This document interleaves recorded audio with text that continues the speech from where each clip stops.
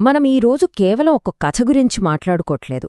ఇది ఒక విశ్లేషణ, ఒక శకాన్ని శాసించిన ఒక మహాశక్తి. ఆమె బలాన్ని ఒక ప్రాచీన పండితుడి కళ్లతో చూస్తే ఎలా ఉంటుందో తెలుసుకోబోతున్నాం. చరిత్రలో చూస్తే కొందరుంటారు, వాళ్ళు కేవలం జీవించి వెళ్ళిపోరు, వాళ్లే ఒక యుగానికి కారణమవుతారు. ద్రౌపది సరిగ్గా అలాంటి అరుదైన వ్యక్తి అన్నమాట. ఆమె జీవితాన్ని గమనిస్తే అదొక ప్రవాహంలాంటిది. దాని గమనం మొత్తం చరిత్రగతిని మార్చేసింది. అంతేకాదు, ఆమె పుట్టుకతోనే ఒక భవిష్యవాణి ముడిపడి ఉంది. ఆకాశవాణి ఏమని పలికిందంటే, ఈమె కురువంశ నాశనానికి, ధర్మస్థాపనకి కారణమవుతుంది అని. ఒక్కసారి ఆలోచించండి. పుట్టుకతోనే ఆమె ఉనికి ఎంతటి గొప్ప బాధ్యతతో, ఎంతటి భీకరమైన విధిరాతతో ముడిపడి ఉందో కదా.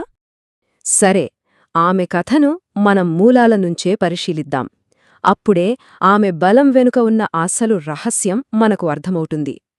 మొదటి భాగం: అగ్నిపుత్రిక, ఆమె జననం. ఆమెకు యాజ్ఞసేని అని మరో పేరు కూడా ఉంది. ఎందుకంటే ఆమె సాధారణంగా తల్లి గర్భం నుంచి జన్మించలేదు. పవిత్రమైన యజ్ఞకుండంలోంచి, ఆ అగ్ని మధ్యనుంచి ఒక వయోజనరాలిగా ఉద్భవించింది. ఈ అసాధారణమైన జననమే ఆమె గుర్తింపుకు, ఆమె శక్తికి మూలస్తంభంలాంటిది. అయితే అసలు ఆ యజ్ఞం ఉద్దేశ్యమేంటి? ఇక్కడే కథలో ఒక కీలకమైన మలుపొస్తుంది. ద్రుపద మహారాజుకి ద్రోణాచార్యుడిపై ప్రతీకారం తీర్చుకోవాలనే కోరిక బలంగా ఉండేది. దానికోసమే ఈ మహాయజ్ఞాన్ని తలపెట్టాడు. ఆ అగ్నిజ్వాలల నుంచి ఇద్దరు పుట్టారు. మొదట ద్రోణుడిని అంతం చేయగల యోధుడు దృష్టద్యుమ్నుడు. ఆ తర్వాత ఒక యుగాన్నే మార్చగల శక్తి ద్రౌపది. చూశారా, ఆమె పుట్టుక ఒక ప్రతీకార చర్యలో భాగమే అయినా దాని వెనుక ఒక గొప్ప విధిని నెరవేర్చడమనే ఉద్దేశ్యముంది. ఇక ఇప్పుడు మనం ఆమె జీవితంలో అత్యంత కీలకమైన ఘట్టానికి వస్తున్నాం. ఈ ఒక్క సంఘటనే ఆమె సంకల్పాన్ని ఉక్కులా మార్చేసింది. ఒక మహాసంగ్రామానికి పునాది వేసింది. అదే సభలో అవమానం, ఒక అగ్నిపరీక్ష. ఆ పతనం ఎంత వేగంగా జరిగిందో చూడండి. ఒక్క మోసపూరితమైన పాచికల ఆట అంతే. మొదట పాండవులు తమ సర్వస్వమైన ఇంద్రప్రస్థరాజ్యాన్ని కోల్పోయారు. తరువాత తమ స్వేచ్ఛను కోల్పోయి బానిసలుగా మారిపోయారు. ఇక చివరికి ఏమాత్రం ఆలోచించకుండా అన్ని హద్దులు దాటేసి ద్రౌపదినే పందెంలో ఓడిపోయారు. ఒకే ఒక్క క్షణంలో అన్నీ తలకిందులైపోయాయి. అప్పుడు జరిగింది ఆ ఘోరం. రాజులు పెద్దలతో నిండిన సభలో అంతా మౌనంగా చూస్తుండగా ఆ అత్యంత ఘోరమైన అవమానం మొదలైంది. దుశ్శాసనుడు ఆమెను జుట్టుపట్టుకుని సభలోకి ఈడ్చుకొచ్చాడు. ఆమెను కాపాడాల్సిన ప్రతి ఒక్కరూ నిశ్శబ్దంగా ఉండిపోయారు. ఆ నిశ్శబ్దమే బహుశా ఆమెను అన్నింటికన్నా ఎక్కువగా గాయపర్చుంటుంది. ఇక ఎవరూ తనని కాపాడరని తెలిసాక పూర్తిగా నిస్సహాయ స్థితిలో ఆమె దైవాన్నే ఆశ్రయించింది. తన 2 చేతులూ పైకెత్తి శ్రీకృష్ణుడికి ఆర్తనాదం చేసింది. అప్పుడు జరిగింది ఆ అద్భుతం.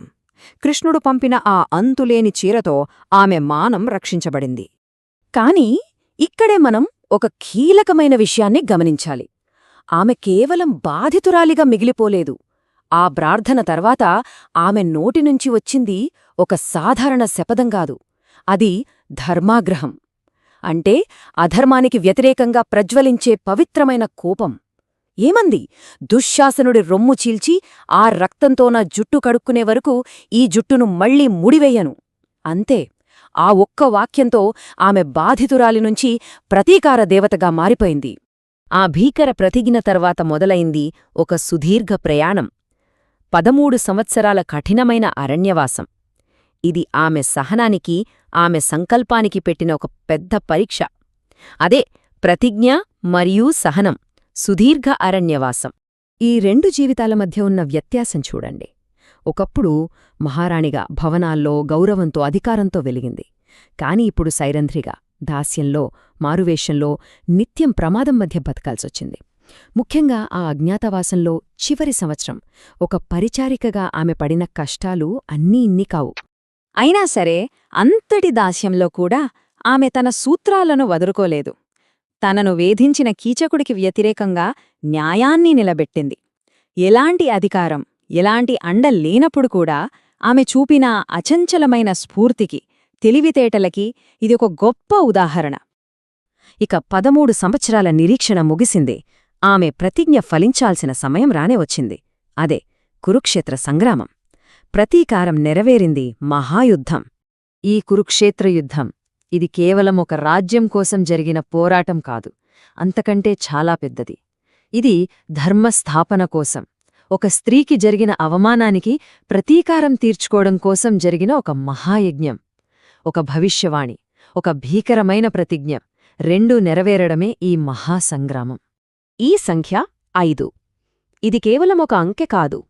ఇది యుద్ధంలో దారుణంగా హత్య చేయబడిన ఆమె 5గురు కుమారులకి, ఉపపాండవులకి గుర్తు. అవును, ఆమె ప్రతీకారం నెరవేరింది. కాని అందుకు ఆమె చెల్లించిన మూల్యం ఇది. న్యాయమైతే జరిగింది. ఆమె ప్రతిజ్ఞ కూడా నెరవేరింది. కాని దానికోసం ఇంతటి మూల్యం చెల్లించాలా? ఈ విజయం వెనుక ఆమె పడిన వ్యక్తిగత వేదన గురించి ఇది మనందర్నీ ఆలోచింపజేస్తుంది.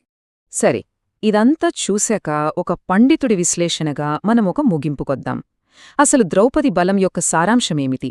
అదే చివరి మాట, ఒక పండితుడి ముగింపు. పండితుల విశ్లేషణ ప్రకారం ద్రౌపది బలానికి ఈ 5 మూలస్తంభాలుగా చెప్పొచ్చు. 1. ఆమె దైవిక జననం. 2. ధర్మనిబద్ధత, అంటే ఎన్ని కష్టాలొచ్చినా సరైన మార్గాన్ని వదలకపోవడం. 3. ఆమె ధర్మాగ్రహం. 4. అచంచలమైన సంకల్పం. ఇక 5. ఆమె చేసిన అపారమైన త్యాగం. ఈ లక్షణాలే ఆమెను ఒక సాధారణ స్త్రీ నుంచి ఒక యుగాన్నే నిర్దేశించిన మహాశక్తిగా మార్చాయి.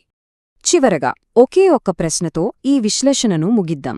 ఆమె విధి చేతిలో కేవలం ఒక్క పావు మాత్రమేనా, లేక తన విధిని తానే మల్చుకున్న హస్తమా? ఈ ప్రశ్న ఆమె జీవితాన్ని నడిపిన ఆ భవిష్యవాణికి, ఆమె స్వయం కృషికి మధ్య ఉన్న సంబంధం గురించి మనల్ని ఎప్పటికీ ఆలోచింపజేస్తూనే